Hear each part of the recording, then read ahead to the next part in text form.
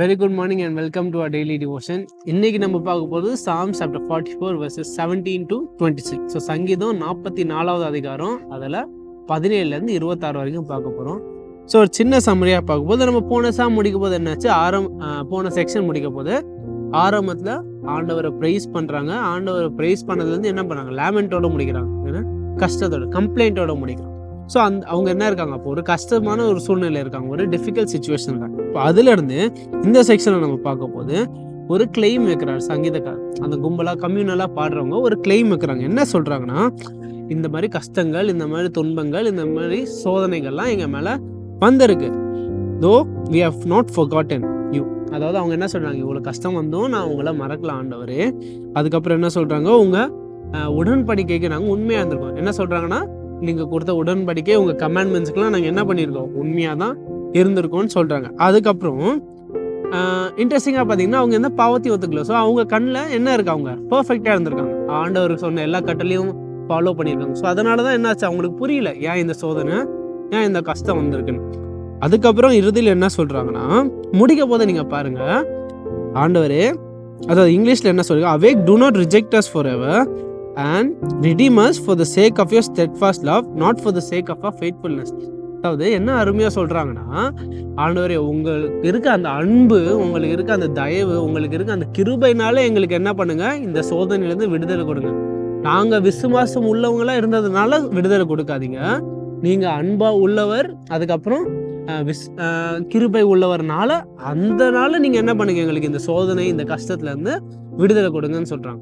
So இதில் நம்ம focus பண்ண போகிற கீ வர்ஸ் வந்து I just red out. So அதே verse, Psalms chapter 44 verse 26. Rise up, come to our help, redeem us for the sake of your steadfast love. So என்ன அருமையாக சொல்கிறாங்க பார்த்தீங்களா, ஆண்டவரே, நாங்கள் உங்கள் உடன்படிக்கையை ஃபாலோ பண்ணியிருக்கோம், உங்கள் கட்டளையெல்லாம் ஃபாலோ பண்ணியிருக்கோம், நாங்கள் எந்த பாவமும் பண்ணல. அப்போ அந்த சூழ்நிலை இருக்க இந்த மக்கள் ஒரு பெரிய கஷ்டம், சோதனை வருது. அப்போ என்ன சொல்லுவாங்க, நார்மலாக நீங்கள் நினச்சி பாருங்கள், நம்மளே ஏதோ எல்லாம் கரெக்டாக பண்ணியிருக்கோம், ஆனால் ஏதோ கஷ்டம் இல்லை, ஏதோ தப்பு இல்லை, ஏதோ ஒரு அன்ஃபேராக ஏதோ நடந்தால் என்ன பண்ணுவோம், கம்ப்ளைண்ட் பண்ணுவோம், ஏன் இது நடக்குதுன்னு. அதே மாதிரி தான் இவங்களும் இருக்காங்க, அதே சூழ்நிலையில் இருக்காங்க. ஆனால் இறுதி எப்படி முடிக்கிறாங்க பார்த்தீங்களா, ஆண்டவரே, நாங்கள் எல்லாம் சரியாக செஞ்சோம், அதனால் நீங்கள் எனக்கு விடுதலை கொடுங்க. நாங்கள் தப்பு செஞ்சு நீங்கள் எங்களுக்கு இந்த மாதிரி சோதனையை அலோவ் பண்ணால் கரெக்டு, ஆனால் நாங்கள் எந்த தப்பும் பண்ணலையா ஆண்டவரே, ஏன் இந்த சோதனை எங்களுக்கு வருதுன்னு சொல்லலை இந்த மக்கள். இந்த மக்கள் என்ன சொல்கிறாங்க, ஆண்டவரே, நீங்கள் அன்புள்ளவர், you are God of steadfast love, அதனால நீங்க என்ன பண்ணுங்க, ரிடீம் பண்ணுங்க, விடுதலை கொடுங்க. உங்கள் அன்பும் உங்க கிருபைனால, நீங்க கிருபை உள்ளவனால என்ன பண்ணுங்க, நீங்க எனக்கு விடுதலை கொடுங்க. நான் விசுவாசம் உள்ளவனா இருந்ததுனால விடுதலை கொடுக்காதீங்க, நான் உடன்படிக்கையை ஃபாலோ பண்ணதுனால விடுதலை கொடுக்காதீங்க. அவங்களுக்கு அந்த தாழ்மை இருக்கு பார்த்தீங்களா. கம்ப்ளைண்ட் பண்றாங்க, ஃபர்ஸ்ட் ஆண்டவரை துதிக்கிறாங்க இந்த சங்கீதத்துல, அடுத்து கம்ப்ளைண்ட் பண்றாங்க, அடுத்து இறுதியில் என்ன பண்ணாங்க, தாழ்மையா என்ன சொல்றாங்க, ஆண்டவரே, நாங்கள் நல்லவங்களா இருந்ததுனால நீங்கள் விடுதலை கொடுக்காதீங்க, இல்லைன்னா எங்களை ரிடீம் பண்ணாதீங்க. நீங்கள் அன்புள்ளவராக இருக்கிறதுனால, நீங்கள் கிருபை உள்ளவராக இருக்கிறதுனால என்ன பண்ணுங்க, எங்களுக்கு இந்த கஷ்டத்துலேருந்து எங்களுக்கு விடுதலை கொடுங்க.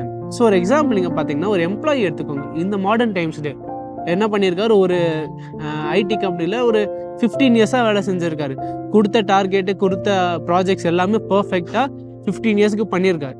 ஸோ அந்த நோ எரர், எந்த லீவு இல்லை, நோ கம்ப்ளைண்ட்ஸ் 15 இயர்ஸாக.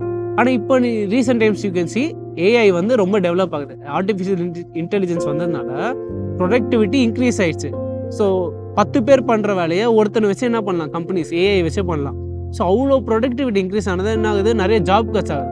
இப்போ ஒரு ஹெச்ஆர் கிட்ட சொல்கிறாங்க, நீங்கள் வந்து என்ன பண்ணல, மேனேஜர் கிட்ட சொல்கிறாங்க, நீங்கள் வந்து ஒரு 100 பேர் இல்லை 150 பேர் என்ன பண்ணுவோம், உங்கள் கம்பெனிலேருந்து கட் பண்ணும், அப்போ தான் எங்களுக்கு ப்ராஃபிட்டபிள் இன்னும் இன்க்ரீஸ் ஆகும்னு சொல்லுவாங்க. ஸோ அப்போ என்ன பண்ணுவார் ஹெச்ஆர், இவர் பார்ப்பாரு, இந்த ஆள் ரொம்ப வயசாகிடுச்சு, வேறு 15 இயர்ஸாக இருந்திருக்காரு, எந்த தப்பும் பண்ணல. ஆனால் என்ன பண்ணுவார் ஹெச்ஆர், நீங்கள் பிஸ்னஸ் சைட்லேருந்து பார்த்தீங்கன்னா என்ன பண்ணுவார், அவர் எவ்வளோ பர்ஃபெக்டாக இருந்தாலும் இந்த எம்ப்ளாயி என்ன பண்ணுறாங்க, தூக்கிடுவாங்க. ஏன்னா young people with less experience, less wages தான் கொடுப்பாங்க. ஏன்னா அவங்க அதெல்லாம் பார்க்க மாட்டாங்க, பிஸ்னஸ் பீப்புள். ஆனால் இந்த சூழ்நிலை யார் தருமா, அந்த எம்ப்ளாயி தான். நம்ம என்ன பண்ணுவோம், நம்ம பர்ஃபெக்டாக இருக்க மாட்டோம். ஃபஸ்ட்டு நம்ம வந்து உடன்படிக்கையை உடைக்காமலாம் இருக்க மாட்டோம். அதாவது நம்ம பாவம் பண்ணுவோம், நம்ம தப்பு பண்ணுவோம், நம்ம டார்கெட் ரீச் பண்ண மாட்டோம். அந்த மாதிரி சூழ்நிலையில் இந்த மாதிரி ஒரு ஆப்பர்ச்சுனிட்டி வருது ஆண்டவருக்கு ரிப்ளேஸ் பண்ணுறதுக்கு. ஏன் இவங்களை ஏற்றுக்கிறீங்க, இவங்கெல்லாம் ரிஜெக்ட் பண்ணுங்க. ஆனாலும் என்ன பண்ணுறாரு ஆண்டவர், நம்மளோட நம்ம தகுதி இல்லை. அதாவது சிம்பிளாக சொன்னோம், we are not worthy. இப்போ நான் சொன்ன எக்ஸாம்பிளில் வந்து அந்த ஆளுக்கு பர்ஃபெக்டாக தான் இருந்தார் எம்ப்ளாயி. ஆனாலும் என்ன பண்ணியிருக்கலாம், பண்ணுவாங்க ஹெச்ஆருங்கண்ணா, ரிப்ளேஸ் பண்ணிருவாங்க. ஏஐ நீ பண்ணுற வேலையை நான் அசால்ட்டாக ஏஐ வச்சே முடிச்சிடுவேன், ஐ டோன்ட் நீட் யூ, காசு எனக்கு சேவ் பண்ணலாம். அப்போது அவரை வச்சுக்கணும்னா, அந்த எம்ப்ளாயி இன்னும் வேலைக்கு வச்சுக்கணுன்னா என்ன பண்ணும், அந்த ரிலேஷன்ஷிப்பும் அந்த என்ன வேணும், கிரேஸ் இருக்கணும். அந்த மேனேஜர்கிட்ட என்ன இருக்கணும், கிருபை உள்ளவராக இருக்கணும், அந்த அன்பு இருக்கணும்.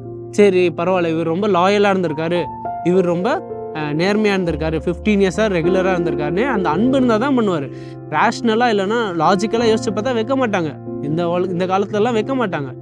ஆனால் இப்போ ரெண்டாவது சொன்னால அந்த கிருபையோ அந்த அன்பு இருந்தால் தான் வச்சுப்பாங்கன்னு, அதே தான் ஆண்டவரும் இங்கே ஆண்டவர்கிட்டேருந்து கேட்குறாங்க இந்த மக்கள். ஆண்டவரே, நான் நல்லவங்களாக இருந்திருந்தாலும் நீங்கள் எங்கள் வேலைக்கு வச்சுக்காதீங்க, நீங்கள் என்ன பண்ணுங்கள், நீங்கள் கிருபை உள்ளவராகவும் நீங்கள் அன்பு உள்ளவராக இருக்கிறதுனால என்ன பண்ணுங்கள், எங்களை இந்த வேலைக்கு, அதாவது இந்த கஷ்டத்துலேருந்து விடுதலை கொடுங்கன்னு இந்த மக்கள் கேட்குறாங்க. ஸோ நம்ம இதுலேருந்து என்ன ஆச்சுங்கன்னா, அந்த தாழ்மை, இவங்க எந்த பாவமும் பண்ணல இந்த சூழ்நிலையில், இவங்க இந்த பகுதியில் பார்த்தீங்கன்னா இவங்க எந்த தப்பும் பண்ணல, இவங்க உடன்படிக்கை உடைக்கல. ஆனாலும் என்ன பண்ணுறாங்க, ஆண்டவர்கிட்ட போய் கேட்க போது, விடுதலை கேட்க போது என்ன சொல்கிறாங்க, ஆண்டவரே நான் நல்லவங்களா இருந்ததுனால விடுதலை கொடுக்காதீங்க. ஆனால் என்ன சொல்கிறாங்க, ஆண்டவரே because you are a God of steadfast love, because of your steadfast love, because of your grace, ஆண்டவரோட அன்பும் ஆண்டவரோட கிருபையினால என்ன பண்ணுங்க, நீங்கள் விடுதலை கொடுங்கன்னு கேட்குறாங்க. ஸோ நம்ம என்ன கற்றுக்குறோங்க, 2 விஷயம், அந்த தாழ்மையும், ரெண்டாவது என்ன பண்ணணும், ஆண்டவரோட அன்பையும் நம்ம என்ன பண்ணணும், இங்கேருந்து நம்ம எடுத்துக்க போகிறோம். And that is what I want us to take away. ஒரு சின்ன ப்ரேயரோட முடிக்கிறோம். Our loving Heavenly Father, thank you for this devotion and this reminder that you are a God who is abundant in love and abundant in grace, Lord. Lord, even though we feel that we have not done anything wrong and that we have been perfect, Lord, we are never perfect, Lord. We always fall short. And despite all those shortcomings, Lord, you are always there with your love, with your grace, forgiving us and embracing us 24/7, Lord. Lord, thank you for being such a graceful and loving God, Lord. Help us remember this, and Lord, help us remember to be humble in your midst, Lord. All of this in Christ's name I pray.